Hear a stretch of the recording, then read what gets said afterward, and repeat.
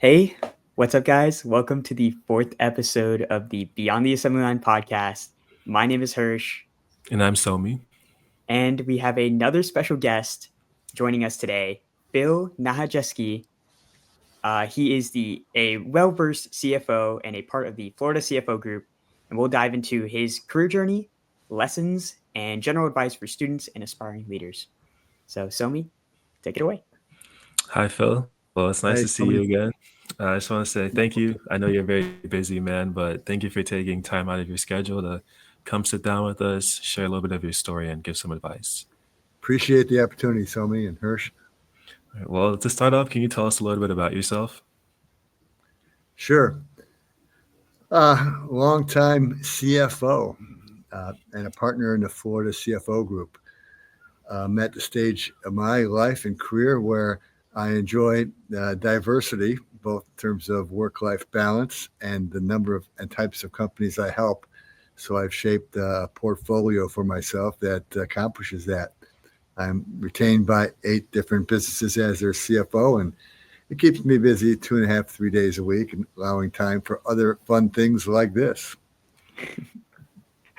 Well, congratulations. I know that I feel like everyone's end goal is to have that type of work-life balance towards the end of their career. So, congratulations for that. Thank you. And what is the CFO group before we dive into everything? Sure. The Florida CFO Group is an affiliation of 35 independent, experienced, high quality CFOs that help small and mid sized businesses all around the world, really. Probably over half our clients are outside of Florida, but because we're all started here in Florida, we call ourselves the Florida CFO Group. It's a special mix of talent. We got a pretty cool business model that attracts the best CFOs, in my opinion. And our secret sauce is we get this brain trust of just really talented, wonderful CFOs that love to help each other behind the scenes. So when you engage with one of us, you're getting this brain trust of 35 really experienced CFOs. Wow, I love that. All right, well, let's go ahead and dive into it. So, to start off, let's go all the way back. What initially drew you to the business, finance, and kind of engineering space? Yes, economic necessity, to be truthful. I was coming out of college during an economic recession in the late 70s, and I was thinking I'd better take some accounting degrees as an undergrad. My aspirations was to go to law school, and I thought I needed an income to pay for it, so I landed a job as a cost accountant for a plumbing manufacturer, and I got a job offer from the company I was really targeting. Second largest computer company in the world at the time was based in Detroit, and they offered me a job that not only included a nice salary bump, but they were going to pay for a college education. When I said, "Great, I'm going to law school," they said, "We pay for MBAs and not law degrees." I just started a family, just bought my first house, and out of economic necessity, I said, "Well, I'm going for my MBA at the University of Detroit." So I switched paths right there, and without much regret, really, because one thing I've learned about myself is I've always played a lot of sports as a youngster and just loved the performance evaluations, the statistical aspect of it, strategy, team building, the things that CFOs get involved with. And over time, I observed that whereas corporate attorneys are more like special team players brought in when there's special legal problems, the CFOs in every huddle. And I really like that. Wow. I guess a good thing you didn't go to law school, I guess. So, everything worked out for a reason. Yeah, no All right. regrets. Well, what are some of the key career moves and the pivotal moments in your career that led you to becoming an executive? Well, the corporate world uh, back then was kind of like corporate world back now, very competitive. We were uh, uh, working toward, as boroughs, a way of getting all our internal processes and systems uh, upgrade. It's kind of funny. There's an old expression: the shoemaker's kids have the worst shoes. This computer company started off as a adding machine and typewriter company, had been around 100 years, and they did not adopt their own technology. They had a lot of old school managers that liked having armies of clerks at their disposal, and weren't motivated to re-engineer business processes to take advantage of new technology. So the company went through a program of rapid revolution, offering early retirement to the old manager standing in the way and letting us young recently college grads have their way at taking the reins, re-engineering processes, working with IT teams, and getting the systems and processes updated. And it was whoever said, yes, I'll do it, and can prove themselves as a get things done kind of person, were rewarded with the rapid promotions. And I was lucky enough to be in that group. Wow.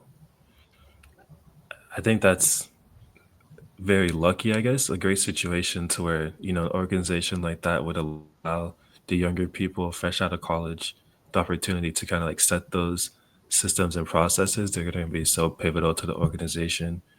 I thought that was a great opportunity, but I think for me, I would feel kind of unprepared, like a little bit nervous, because I feel like going from school to real world business, it's a very different situation. So how did you guys navigate that from very minimal experience, trying to take the key lessons from school and the concepts and trying to apply that to a real business? Yeah. Well, um, you have to step outside your comfort zone, Somi. That's how you grow. And I have this competitive spirit in me, maybe because I had an identical twin brother who was my competitor for my entire life, and just love the challenge of something that would stretch my talents. And I said yes to a lot of things that I didn't know for a fact I could do, but I had fear of missing out. Perhaps I just wanted that opportunity to grow. I knew that I had faith that the more I would step up, develop my hustle muscles, as I like to say, I would just build myself into a talent that would earn his way up the ladder and reap the benefits. So I did that at corporate headquarters doing process reengineering.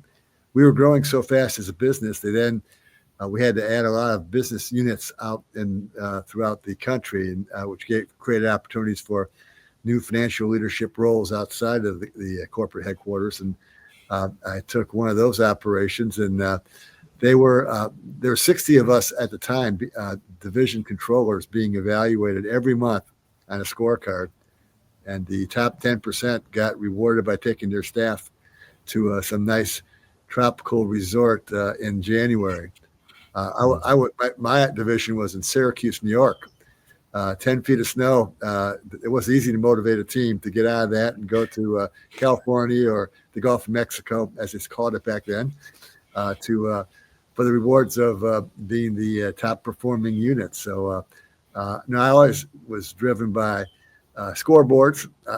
That's a powerful motivator for a lot of business professionals, especially those of us with a little bit of a competitive edge, to be measured against our peers so we can have the opportunity to rise up and prove ourselves.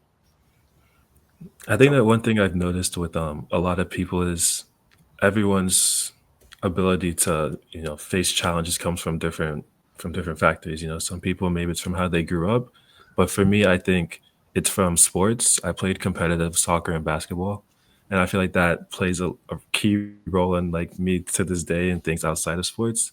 Just that competitive nature of wanting the challenge, like wanting to be the best on the field, not shying away from that challenge. So I can see that a little bit with you, that with some of that sports background definitely plays a role in your competitive nature.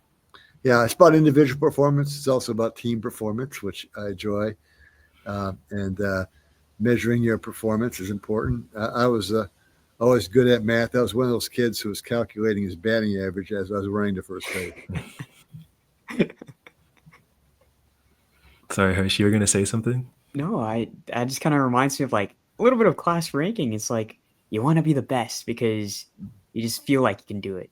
and just kind of drives you up a little bit in terms of like motivation. Like, I want to be number one. Yeah. We all get motivated by different things. I'm like you, Harsh, love to be on top of the chart. Well, what were some of the biggest challenges that you faced on your way to becoming an executive and a CFO? Well, the one big challenge I had in the 1980s, our company had grown from 2 billion to 5 billion, and Whoa. we acquired another $5 billion company. Burroughs bought Sperry, formed Unisys, which was a $10 billion company for a brief while. While we were doing that, we had two disruptive competitors exiting their garages. Their names were Bill Gates and Steve Jobs, and they I've heard ended of our glory days. So the challenge was twofold. One was the whole change management elements of trying to integrate two companies with long histories and lots of pride to come up with a common way of doing business. And because of the track record I had established, I was asked to serve on the integration team, move to Philadelphia, and got to be on the team to try to basically start with a blank sheet of paper, take the best practices for both companies and shape and build a new company. Really energizing stuff. And that was hard. It was exciting and proved to be unsuccessful because while we were busy merging and integrating, we're getting our clocks cleaned in the marketplace by Microsoft and Apple. And our $10 billion company started slowly becoming a $3 billion company. I jumped ship when it went down to 8. It just wasn't fun cutting back and losing battles and saying goodbye to good people. I knew that the writing was on the wall. There had to be someplace else for me to go, and I found another growing industry experiencing glory days in the cable TV business of the 1990s. That's awesome. Yeah, I had the opportunity came to me because that experience integrating Burroughs and Sperry was very attractive to the cable business, who were buying up cable systems and trying to create integrated units all around the country. I had a chance to integrate 4 different acquisitions into one operating unit in Western Ohio in the early 90s. Got to integrate 5 acquired properties in South Carolina to create a South Carolina division. And then 5 years later, I was rewarded with the CFO of a $1 billion operation in Tampa Bay, Florida for Time Warner Cable. That's fantastic. Wow. That is a dream. What is nice the ride. Go ahead. what's the biggest difference between acquiring a huge, $5 billion, $10 billion dollar company and a smaller business that's maybe doing, 10, $20 million? Yeah, extra zeros at the end of every number. Really, there's so many similarities, and it's what I really have learned and to enjoy about the Florida CFO group is that I have partners like me who've learned a lot, and you get trained very well in big companies. You get the advantage of some excellent training programs that work with some excellent executives who mentor you, and you learn so much that is not just relevant to corporate America. Small, mid-sized businesses need the same disciplines and knowledge, and knowledge about processes, about strategy, about technology, tools, people that we can bring to small, mid-sized businesses. And many of them, I think we're trained to think, I'll never be able to afford that till I'm big.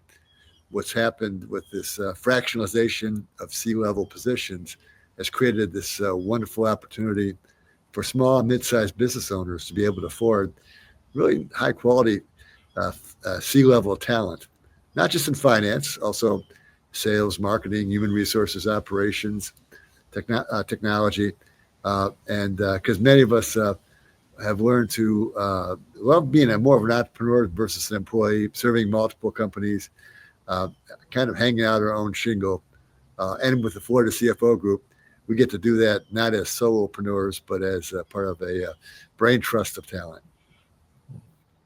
Hearing you talk about the systems and processes, it it relates a lot to what we study in industrial engineering because that is pretty much the whole premise is understanding the systems and processes and improving it. And I think that plays a key role in a lot of industrial engineers moving up to be managers and future executives because they understand how the whole system works collaboratively. Oh, that's so important, Somi. Uh, there's difference between growing a company and scaling a company. If you grow, you get twice as big, and you're probably working more than twice as hard because the complexity just drains you. But if you're scaling, you're investing during your growth in processes and technology and people, and setting yourself up where you have less than twice as much work by growing twice as big because you're working on processes that streamline operations and help you scale. It's all about people, processes, and technology. I love that. The perfect trio. Yeah, exactly.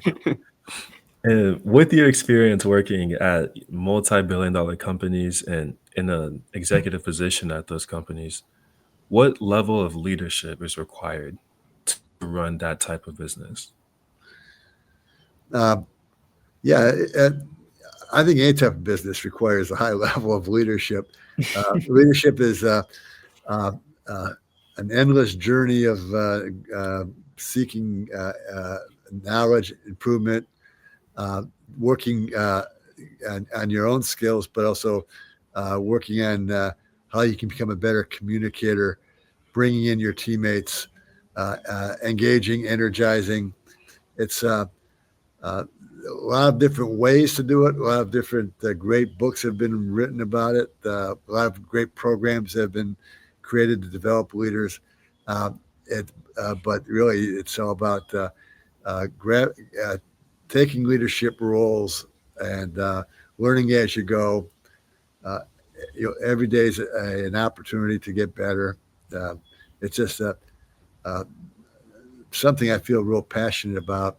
Is the opportunity for leadership is you're affecting people's lives, you're affecting investors' returns. You are have an opportunity to do a lot of good if you're great as a leader. So, yeah, it motivates me.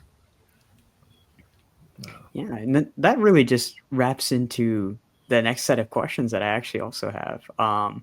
Like, what are the most valuable leadership lessons that you've learned personally? Yeah. Um, well, quite a few.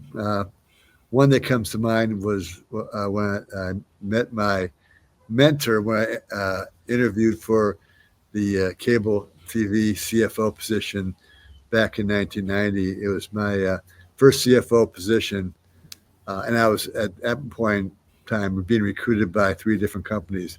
The way I chose where to work, well, a couple of things. One is cable was pretty cool back then. Yeah. In fact, when I joined it, the uh, old guys who've been around for a while like to say I was with cable since before cable was cool. 20 years later, I was one of the old guys saying I was with cable back when it was cool. But it was cool in the 90s. We were bringing ESPN, HBO, MTV to the world that had never seen that stuff before. So, yeah, I probably would have picked cable TV anyway, but what really won me over to the executive I chose to work for is when I asked the question, what expectations do you have of your CFO? And his answer floored me. He said, I just expect that we're there to catch each other when we fall. And to have that kind of leader that's that open, vulnerable, and caring about building a culture where people have each other's backs, so powerful. Now, we were in Lima, Ohio.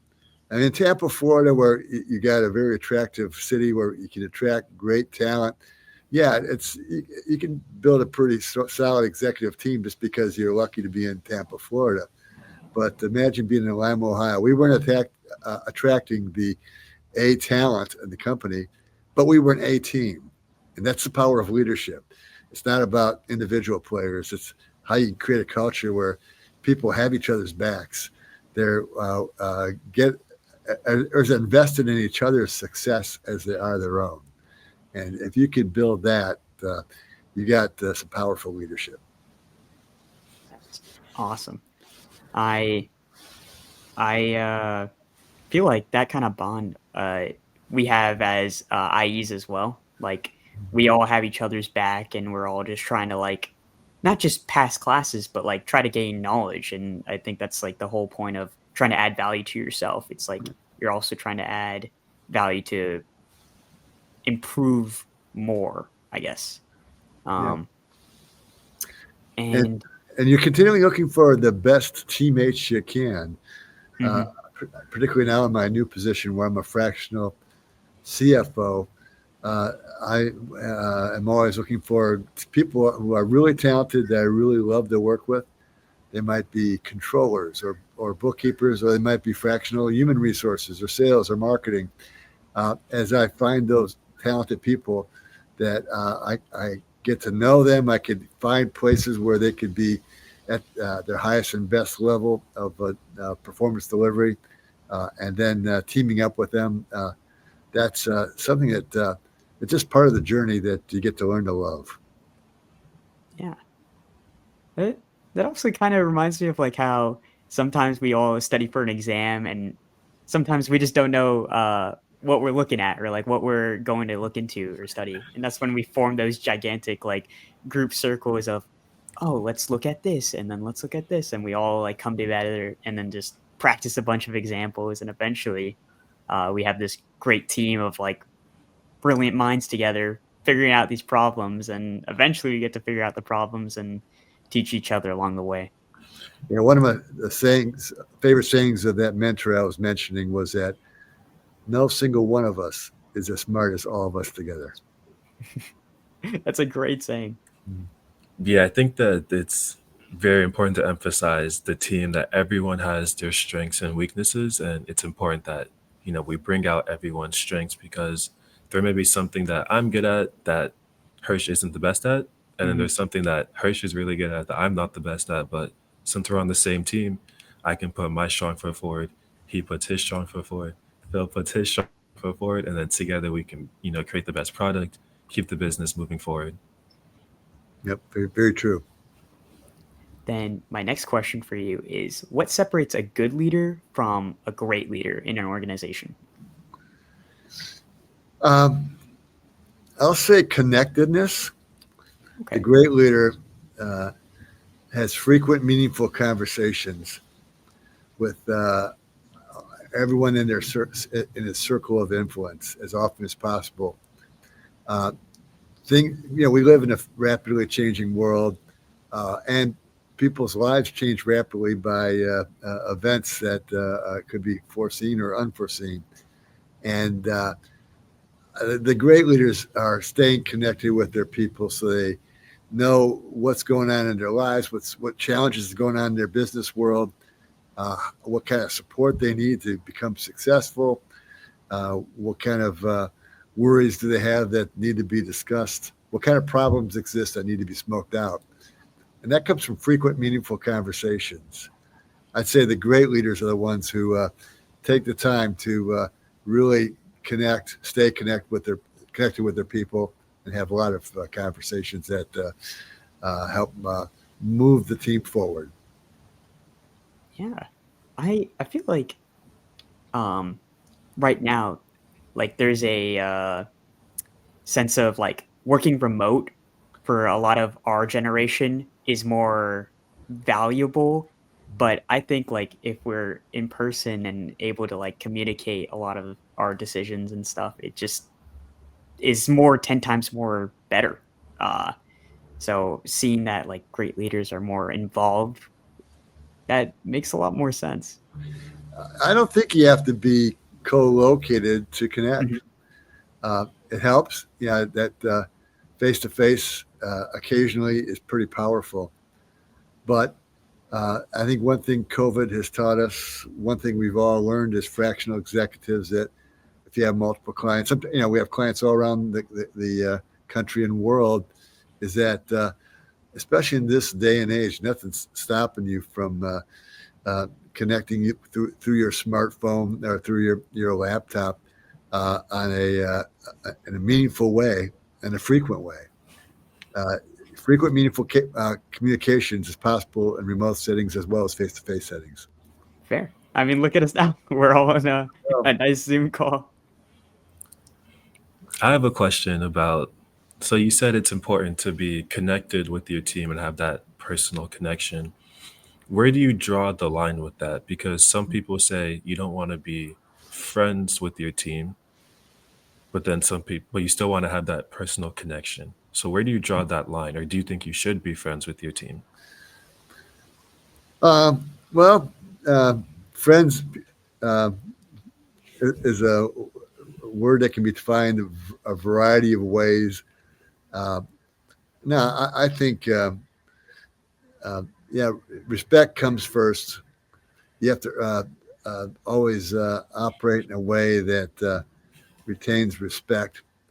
And if you mean by friends, you're going out and staying out to 2 o'clock clubbing with your staff. That's not leadership and the kind of friendship that leaders should be. But why not, as a leader, uh, care about the people that are you want to have bust their butt to help you succeed, right? Uh, you want to have you want to care about each other. So friendship is not goofing around friendship; it's caring about each other friendship. That's the kind of friendship that you should strive for. That makes sense. Yeah, and I have another question as well. Fire Um, away. are there any stories of major decisions or challenges that you have navigated as an executive? Oh yeah, uh, quite a few. Uh, we you know, what I've had the opportunity to do several times in my career is to create new brands from spin-offs and mergers and acquisitions, where it's all about uh, finding the a way that's going to be better than the sum of the parts, accepted by the parts. Uh, Next week, our CFO Coffee Talk, by the way, is on change management. And when you go through these situations where there's uh, radical change in a very short period of time, you have to get good at making decisions uh, quickly. Agility matters quite a bit. Communication matters even more. Change management is a lot about taking the time to explain what you're doing and why to the people affected by it, so they uh, uh, understand and accept the new way and want to invest themselves in its success. So the decision to make when you have these situations is one to build some new unified team as opposed to our side's going to take over your side. In fact, when Burroughs bought Sperry and formed Unisys, Unisys was an acronym. What was it? A short form of the word United Systems. We wanted to unite the organization. Not the best brand name because we didn't like to be called Unisissies. Uh, But the concept is you make this big investment to in a business that it was big in the computer business, it was big in cable TV, uh, acquiring new teams to strategically add to your depth and your ability to win market share. Uh, Sounds like a great strategy. It only is great if you can execute in a way where the everybody buys into the new way of consolidating operations and doing business better. And yeah, it's one of those easier said than done. More often businesses fail at that than succeed. Uh, it's really I think the best business decisions come from investing in the softer side of the decision. People make the difference if you can be technically, tactically, strategically sound, but drop the ball on the people side, the results aren't going to happen. That makes a lot more sense. Yes. all right. Well, I want to transition a little bit. You have worked for multiple multi-billion dollar companies. You've gone on, I'm sure you've invested in other companies, you've worked your way up. So you have 30, 40 years of experience, a lot of knowledge you've gained in that time. And I just want to ask you about some advice you have for students and aspiring leaders for the future. I know a lot of engineering students focus more on the technicals, on the subject matter. But if you want to go into a leadership role, that's a completely different side. It's not all about the technicals. So, what should students, not only engineering students, but students in general or early career professionals do now to help them prepare for leadership roles in the future? Great question, Somi. A few things come to mind. Uh, it's all about creating yourself as a person of value, uh, creating skills that are highly desired, and there's a couple areas where I think there's opportunities galore. One is, I don't know if you ever heard the expression, we only use 10% of our minds. I think most businesses only use about 5% of their software. Uh, the I've seen in my career people who just make up their mind to master the software tools of the company. And whereas others will blame things on the inadequacy of the software, the rising stars invest themselves to really learn there must be a way to get things done with the software. And they just learn everything they can about it, and they become the go-tos. I had a excellent director of financial planning and analysis that worked for me at Bright House here in Orlando. Told me that the way he rose up the chain was when Excel first came out, way back. He just made a point to understand every single command, every single possibility that what the software can do. And he found himself being brought into boardrooms when the board of directors said, "Well, we're stuck in this Excel thing. Let's bring James in." And the exposure that he got from that accelerated his career growth. So learn about the tools of the company. Learn about what other functions are doing. You know, the no matter where you are, what function you're in, if it's industrial engineering, finance, hey, when you're in a team environment, go to lunch and pick the brains of people outside your function. Learn how what they're trying to accomplish, what their challenges are. Share yours. Anybody can invest themselves into learning as much as they can multifunctionally, and that's eventually you get to the level where you need to have multifunctional knowledge to rise. So start early. Learn as much as you can about the other functions in the business.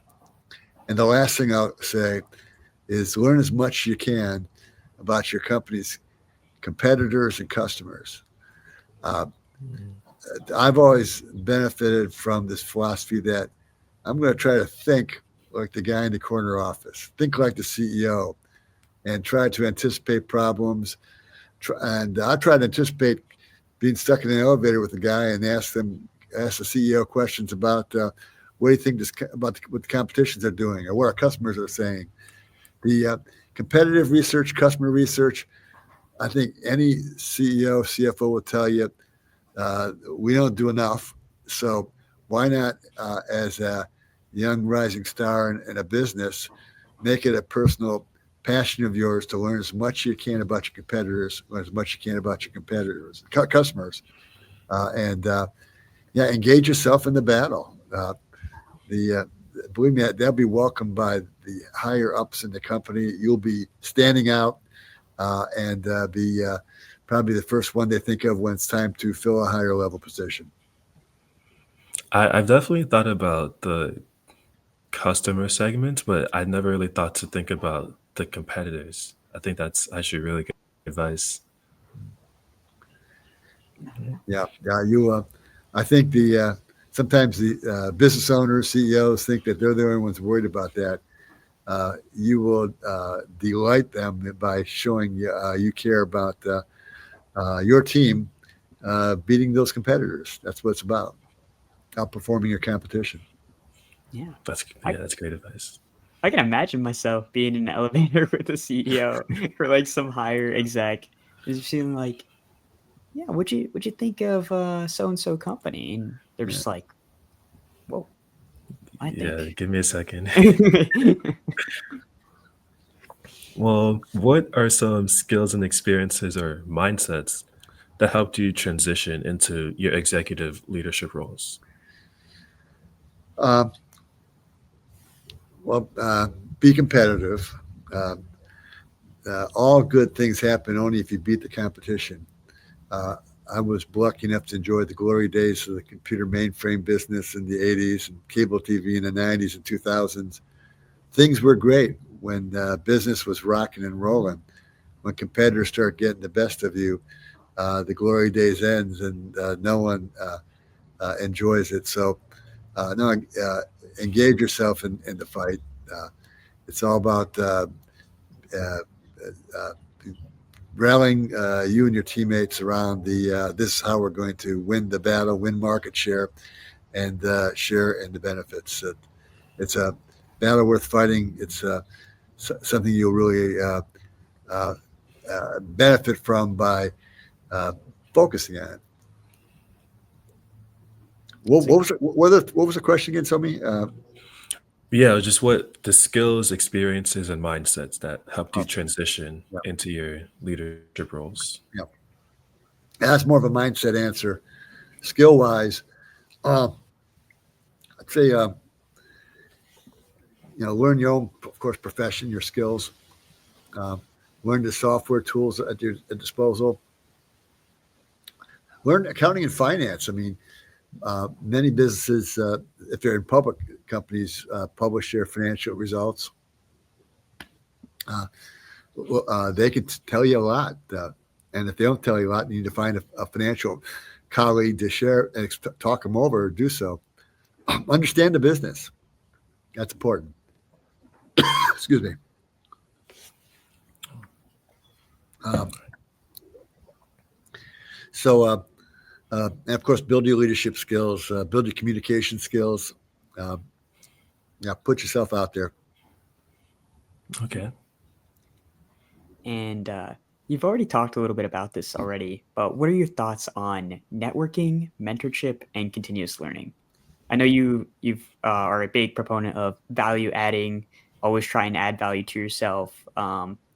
And you just recently talked about like going out in lunch, talking to other teams. But what are Yeah. your thoughts on that? Uh, Networking, yes. Mentorship, yes. Continuous learning, yes. Yes, yes, yes. No, all really important things. Great habits to get into, um, and never stop learning. In fact, just this week, I've already signed up for two classes. One is I found a personal AI trainer to beef up my AI skills, and the other is I signed up for a comedy class. Something I always wanted to do, learn how to be a stand-up comedian. Uh, the continuous learning. I mean, there's so much to learn and so many different ways to learn uh, by uh, social media content, audible books, reading, going to see events and speakers, uh, uh, joining clubs, uh, and the best way of learning though is through experience. So chase experience. Uh, if the one thing I believe is your hustle muscles are something you build up over time. Uh, the more you can squeeze into your day of that leads to experiences where you can be on teams and help them succeed, you'll benefit from immensely. You know, there are so many nonprofits, so many tech startups just looking for uh, smart people to help them out. It may not be financially rewarding because they're not in a position to financially reward you, but the experience you get by throwing yourself in on the team and offering to help and joining in on the competition, relish that. the best teacher of all, speaking of continuous learning, is experience. Awesome. And I feel like it's I want to talk about something about opportunities coming your way. Do you think a lot of students who say no to an opportunity that comes their way is a mistake? Probably. You probably want to have a bias toward yes. You, I'm sure there are some places that don't respect you, don't let you grow. Uh, you may want to experience them for a short while, but never stop looking for the next opportunity so you can find a better place to be. Uh, I think as you become a person of value, you just get more opportunities to choose. So having faith that making yourself valuable by learning how to be a contributor in a variety of ways to businesses will open up more doors for you.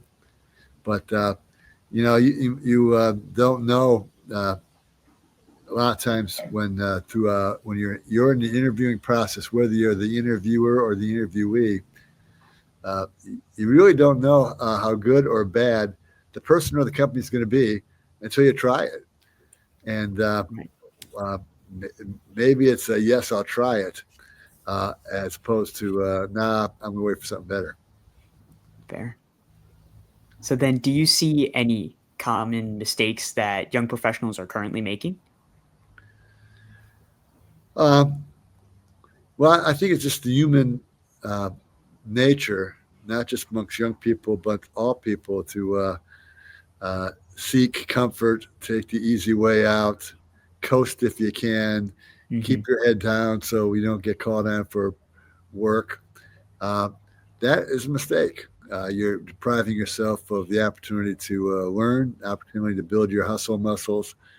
Now you want to work on developing your ability, not just agility, but your capacity to take on more.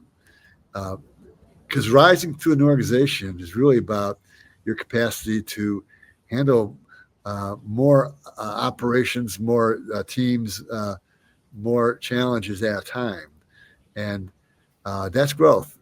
I mean, early in your stage, you think, "Well, I don't think I'm ready for that next level."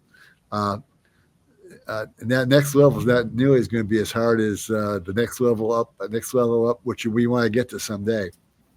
Right. Remember, the CEO of Time Warner once made this comment: "Don't expect things to ever get easier, because they won't. If you're climbing the corporate ladder, it only is going to get harder. You want to embrace the difficulties, the hardness, because that's where growth comes in." Yeah, that is a really amazing answer. And honestly, like I feel like sometimes I do lay my head down, so Yeah. I need to make sure that I'm keeping myself up and making sure that I'm vigilant and uh, trying to keep myself growing. Yeah. It's like going to the gym. The more you work on your muscles, the more they can handle. I think your work ethic is the same way. Your work practices, you just got to build those hustle muscles up. Yeah, Absolutely. one of the things you said was capacity, and one of my favorite YouTubers always talks about increasing your productivity capacity. And the example he uses is some people they'll work their 9 to 5 and then go home and then they'll just watch Netflix the rest of the night, Hmm. which is fine. But then some people will work their 9 to 5, they'll go to the gym for an hour, they'll work on their side hustle for an hour, and then they'll spend time, like quality time with their family for an hour, and then go to sleep and still get, their 7, 8 hours. Yeah. And that extra time that they put into all those other things is going to lead to more growth because they've built up that ability to do more in a day. Because we all have 24 hours. It's just, Yeah. what are you going to do at that time? Yeah. And there's the concept of work life balance, I think, is less optimal than work life combining, where you can like what I enjoy doing is on a beautiful day like today, walking my dogs with my Bluetooth in my ear and my flip flops on my feet. I am talking with, having those frequent, meaningful conversations I talked about earlier. Uh, my dogs love to walk. And by now, I think they're pretty smart at CFO stuff because they listen to so many kind of my conversations. But you get to have the fresh air, the exercise, and the communications and the staying connected. And yeah, it's that's work-life optimization where you're taking care of yourself, your health, as well as your connections. And well, that's all the questions I have. Sommie, do you have anything else? Well, I just want to say thank you for once again. This was a great episode. I feel like even I personally learned a lot about leadership skills and things I need to work on going forward. So just want to say thank you. Well, thank you, Somi and Hirsch, for listening and inviting me to be on your show.